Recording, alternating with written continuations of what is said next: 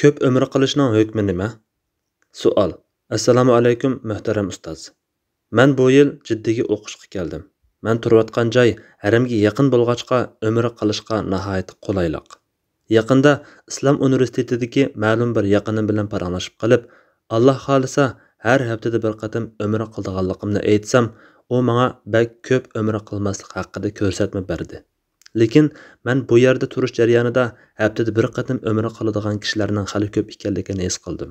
Shunga bu vaqtda aniq bir qarorga kelolmay qoldim. Qanoatlanarlik javob berishlarini umid qilaman. Yana bir savolim, men hajga o'xshash ota-onam va yaqin tuqqanlarimga atab umr qilsam to'g'ri bo'lamdi? Javob. Va alaykum assalom va rahmatullohi va barakatuh. Barliq hamd sanolar Janobi Allohga bo'lsin. Durt va salomlar payg'ambarimizga, u zotning oila taobatlarga, ashablariga va u zotga toki qiyomatgacha ergashganlarga bo'lsin. Ömre öz aldığa müstakil bir ibadet bulup, haj bilen billa ada qilsimi, ayrim ada qilsimi boludu. Ömre Arabçada al-umra, ziyaret, avat qilish va barpo qilish deganlik. Fiqhda ihramli holda Ka'ba-i Muazzamni tavob qilib, Safa va Marva orasida sa'i qilish bilan ado qilinadigan ibodat bo'lib, uningga muayyan vaqt bekitilmagan. Shunga haj kunlari Arafat kuni va undan keyingi 4 kundan boshqa kunlarda yil bo'yi ado qilishga bo'ladi. Umr qilishning hukmi ustida to'xtatiladigan bo'lsak, olimlar tunji qatimdan keyin qilgan umrning vojib emasligida birdek ittifoq. Hanafi mazhabda haj faoliyatlari ado qilinadigan Arafat kuni, Qurbon hayit kuni va undan keyingi 3 kun, jam'i 5 kundan boshqa kunlarda yil bo'yi umr qilsa bo'ladi. Haj oylarida ashu 5 kundan boshqa kunlarda umr qilish makruh bo'lmaydi. Anas radhiyallohu anhu mundaq rivoyat qiladi. Rasululloh sallallohu alayhi va sallam 4 qatim umr qilgan bo'lib, o'zining haj bilan birga qilgan umrasidan boshqa umrlarning hammasini Zulqa'da oyida qilgan. Bular Hudaybiyadan Zulqa'da oyida qilgan umra. Keyingi yili Zulqa'da oyida qilgan umra. Hunayn o'ljilarini taqsim qilganda Ji'ranadan Zulqa'da oyida qilgan umra va o'zining haj bilan birga qilgan umridir. Ömrünün en afzal vaqti Ramazan ayıdır. Ata aytıdı. İbn Abbas radhiyallohu anhuma rivoyat qiladi ki, Rasululloh sallallohu alayhi va sallam bir ansari ayolga "Sizni biz bilan haj qilishdan nima to'sib qo'ydi?" deganda u ayol "Tugimizning birini erim bilan o'g'lim minib hajga ketdi. Yana birida suv tartib ichimiz" debdi Rasululloh. Ramazon kelsa uningda umr qiling. Chunki Ramazondagi umra hajga barobar dedi. Bir yil ichida ko'p qatim umr qilish ko'pchilik olimlarning qarshida mustahab ish bo'lib, Imom Navaviy aytadi. Bizning mazhabimizda bir yil ichida qayta umr qilish makruh bo'lmaydi, balki mustahab bo'ladi. Abu Hanifa, Ahmad va salaf xalaflardan ko'pchilik olimlar shunday qaragan.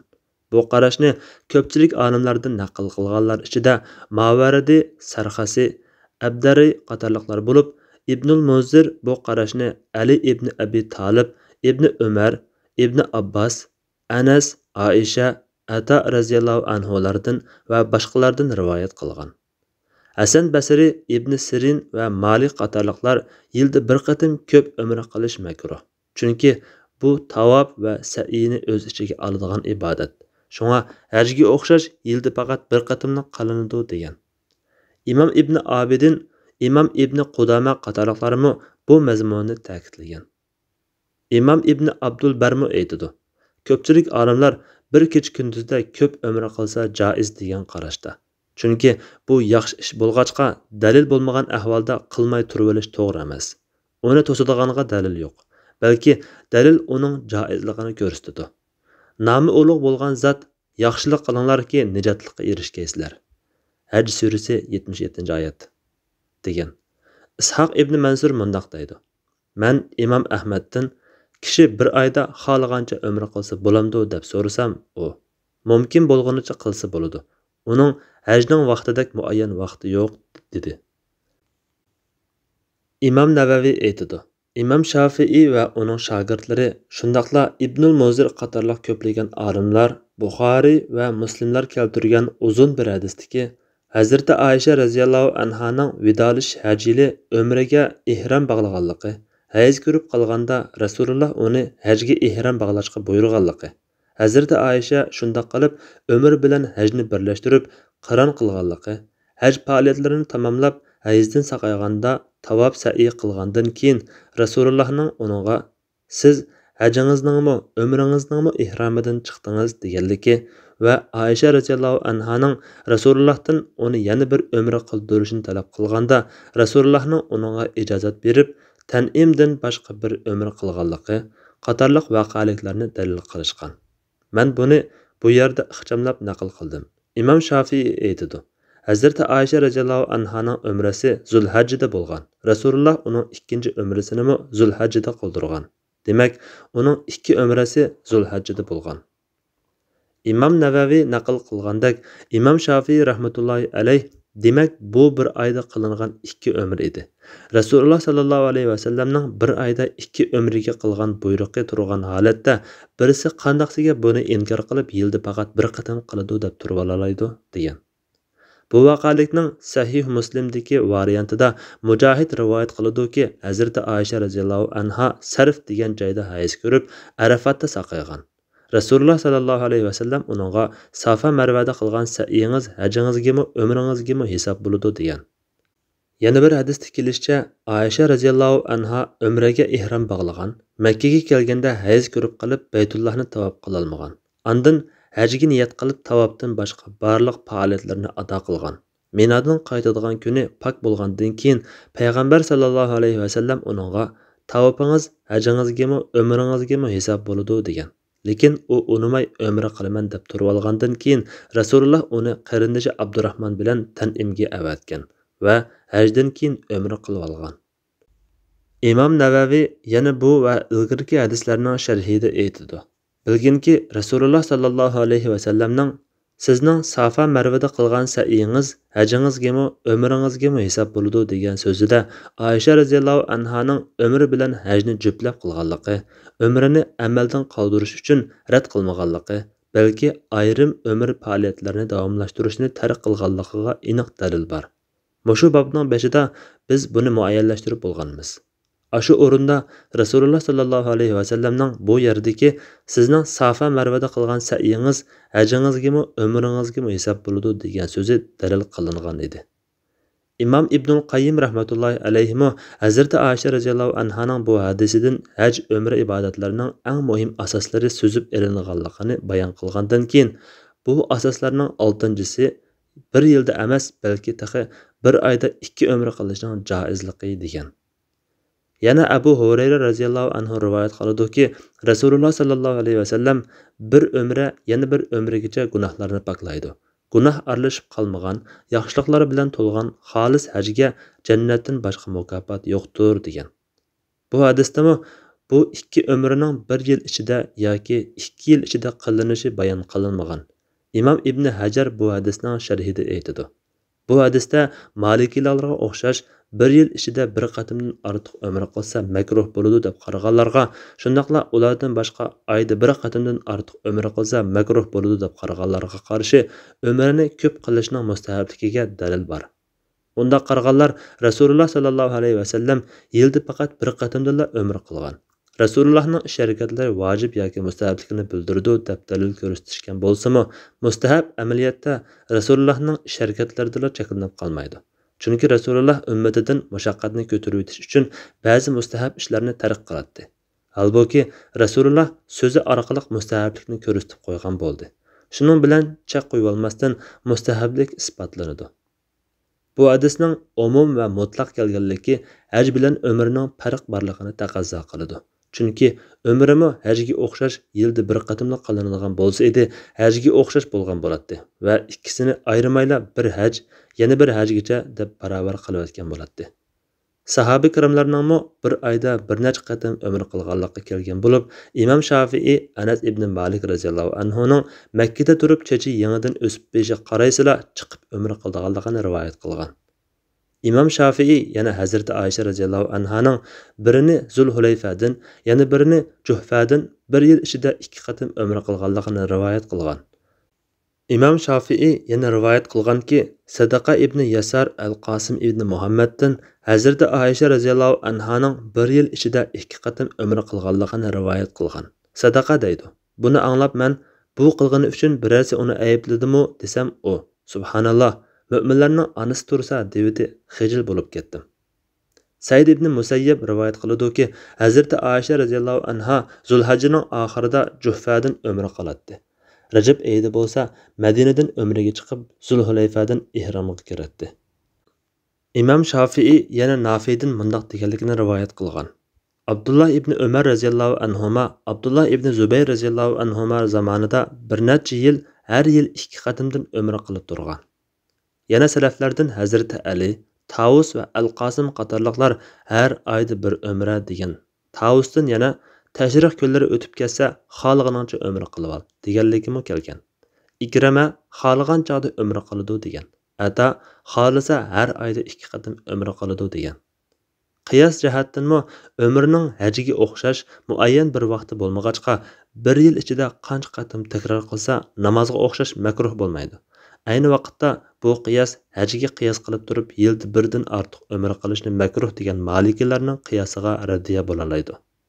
Yuqorida biz ko'pchilik olimlarning yil bo'yi ko'p umra qilish mustahab degan qarashi bilan Imom Malikning yilda bir qatimla qiladi degan qarashini bayon qildik. Albatta, Imom Malikning qarashi intayin zaif. Uningdan boshqa yana tuvandagi 2 qarash bor. Biri arqa-arqadan ulab ko'p qilmagan asosda umrini takror qilsa bo'ladi degan Hanbali mazhabga vakillik qiladigan qarash bo'lib, bu qarashda Ramazonda ko'plab umra qilsa bo'ladi. Boshqa oylarda arqa-arqadan ulab ko'p qilsa makruh. Ko'p qilmay takrorlashning o'lchimini Imom Ahmaddan kelgan bir qarashda 10 kunda chechi tushirgudek o'sib bo'ladi degan bu qarashga asosan har 10 kunda bir umra qilsa mustahablik doirasida bo'lgan bo'ladi. Bu qarashmi ko'pchilik olimlarning qarashiga yaqin keladi. Farq shuki, bular 10 kun ichida faqat bir umra qiladi debla bekitib olgan yeri bor. Bu bekitib olish dalilga tayanmagan bekitib olish bo'lish bilan birga bularning takror umra qilsang bo'ladi, arqa-arqadan qilsang bo'lmaydi degani bir-biriga zid gapdir. Bular yana o'z qarashiga salaflar shunday qilishga ittifoq kelgan deb turib olgan bo'lsa-mu, yuqorqi salaflardan qilgan naqllarimiz buning aksini isbotlaydi. Yana biri bir safarda bir umradan ortiq umra qilish yo'lga qo'yilmagan. Arqa-arqadan umra qilish Makkadan nafli umraga chiqish bid'at degan gap Imom Ibn Taymiyaning qarashidir. Imom Ibn Taymiya aytadi: Turalg'usi haramga yaqin kishilar har kuni yoki 2 kunda bir umra qilishdek yoki Makkaga 2 kunlik yiroqlikdagi miqotga yaqin yerdagi kishi oyda 5-6 umra qilishdek yoki Makkadan chiqib umra qilsa bo'ladi deb qaraydiganlar har kuni 1 yoki 2 umra qilishdek ko'p va arqa-arqadan umra qilish bo'lsa, ummatning salaflarining ittifoqi bilan makruhdir. Salaflardan hech biri unda qilib boqmagan, balki uning makruhligiga ittifoq kelgan. Bu yerda Imom Ibn Taymiya bilan ko'pchilik olimlarning qarashi 2 masalada o'xshashmaydi. Biri Makkadan haram sirtiga chiqib ihrom bog'lab kirib umra qilish masalasi, yana biri arqa-arqadan umra qilish masalasi. Bu 2 masalada ko'pchilik olimlar mustahab degan qarashda, Imom Ibn Taymiya makruh degan qarashda. Madina Islom universitetidagi o'quvchimi keyingi qarashni tutib mang'achqa sizga ko'p umra qilmaslikni tavsiya qilgan bo'lishi mumkin. Imom Ibn Taymiya aytadi: Biz bayon qilgan hadis va ummatning salaflarining ittifoqi bilan miqotdan ihrom bog'lab arqa-arqadan umra qilish mustahab emas, balki makruh bo'lganligi ayon bo'lgandan keyin Ramazon yoki boshqa oylarda Makkadan chiqib arqa-arqadan umra qilgan kishining ishi makruh bo'lishga texmi loyiq ekanligi ma'lum bo'ladi.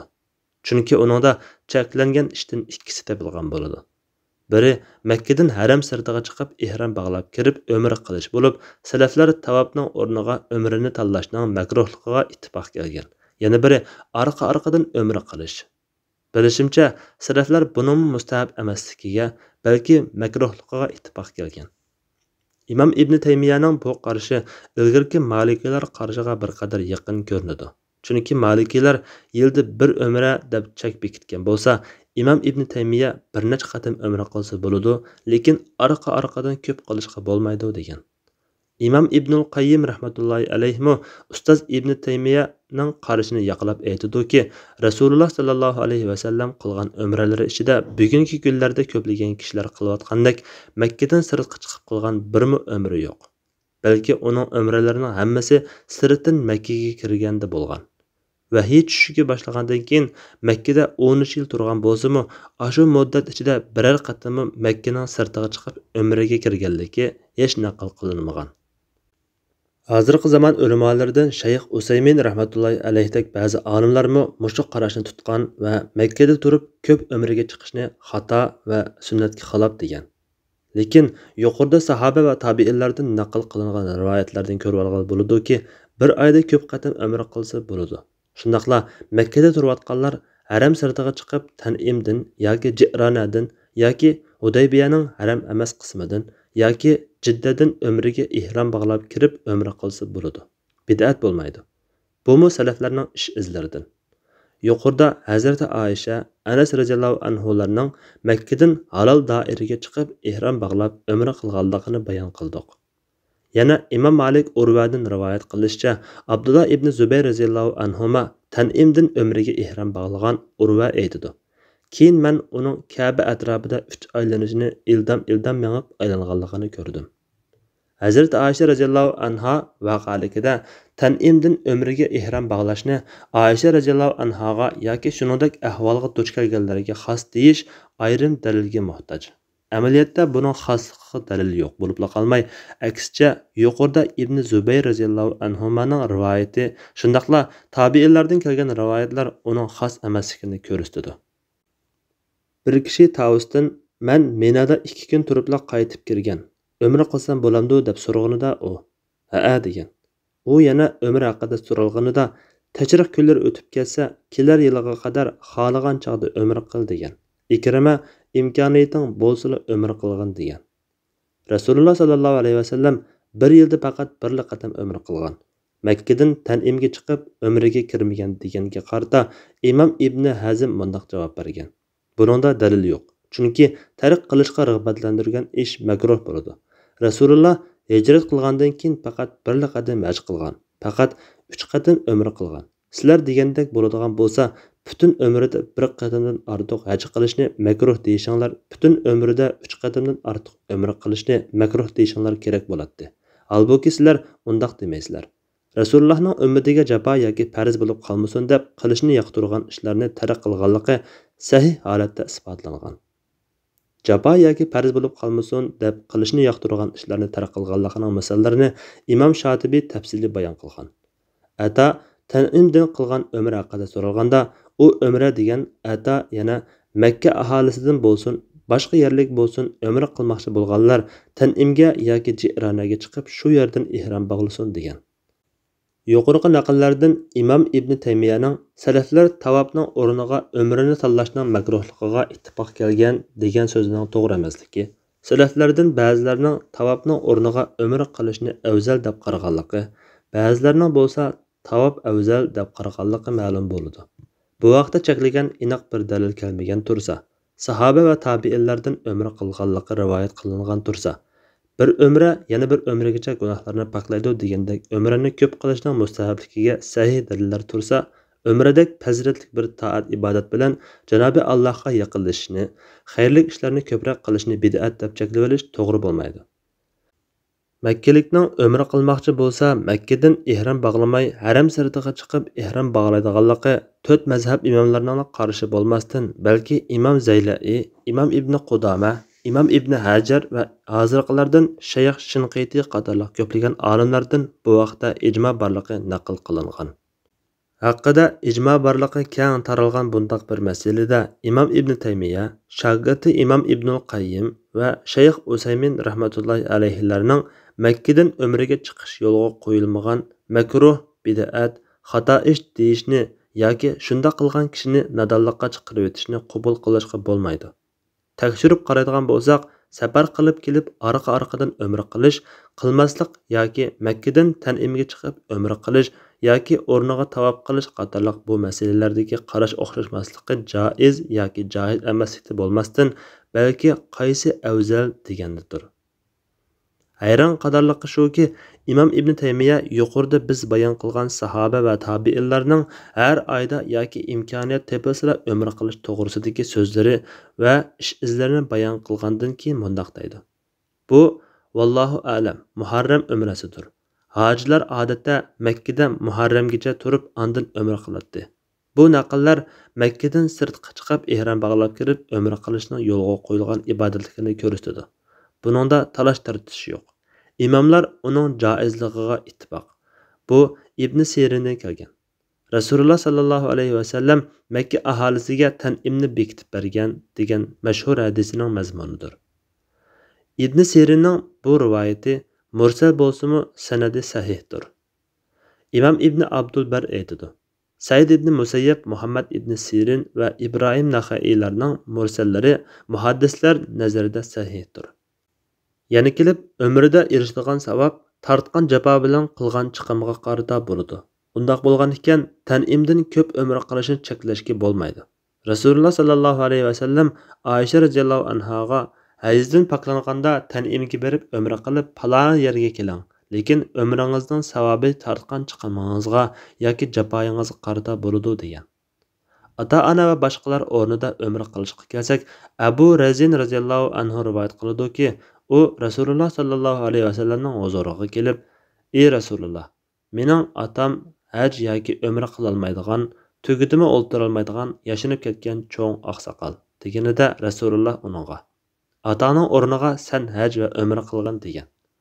Bu hadis tek hayat bo'lsa-mu hajga bora olmaydigan kishilar uchun xolisona haj yoki umra qilib qo'ysa bo'lganligini ko'rsatadi. Burayda radhiyallohu anhu rivoyat qiladi-ki, bir ayol Rasululloh sallallohu alayhi va sallamning huzuriga kelib, "Onam haj qilmay tugab ketgan. Uningga atab haj qilamdan" deb so'radi Rasululloh. "Ha, uningga atab haj qiling" dedi. Bu hadis meyit kishiga haj, umra qilib qo'yishning joizligini ko'rsatadi. Olimlar hayot bo'lsin yoki meyit bo'lsin, boshqalarga umr qilib qo'yish joiz deb qarasami, ba'zi tafsilotida qarashlari o'xshash emas. Hanafiy mazhabda birisining talabi bilan umr qilib qo'ysa bo'ladi. Shafiy mazhabda hayot turib bora olmaydigan bo'lsin yoki meyit bo'lsin, boshqalarga umr qilib qo'yishga bo'ladi. Gardinida vojib umri yuklanib qolgan kishi ado qila oladigan turuqliq ado qilmay tugab ketsa, uning umrasini ado qilib qo'yish lozim bo'ladi. Nafli umrini o'zi ado qila olmaydigan bo'lsa, meyitga qilgandek ado qilib qo'ysa bo'ladi. Hanbali mazhabda hayot kishiga talabi bilan umr qilib qo'ysa bo'ladi. Meyitga nafla va vojib umr qilib qo'ysa bo'laveradi. Xulosalasak, kuchli dalillarga tayangan ko'pchilik olimlarning qarashi bo'yicha siz qilgandek Jidda tarafdagi haram sirtidan safar qilib o'zingiz uchun xohlagancha umr qilsangizmi, Jiddada, Madina va Taif qatorliq shaharlarga berib qaytashida ihrom bog'lab umr qilsangizmi, Makkada turib Jirona, Tanim, Hudaybiya va Arafat degandek haram sirtiga chiqib ihrom bog'lab xohlagancha umr qilsangizmi bo'ladi. Ota-onangiz yoki boshqa yaqinlarga atab umr qilsangizmi bo'ladi. Saudiya Arabiston Fatvo komitetimi o'zi uchun umr qilib bo'lgandan keyin otasi uchun umr qilishning hukmi nima?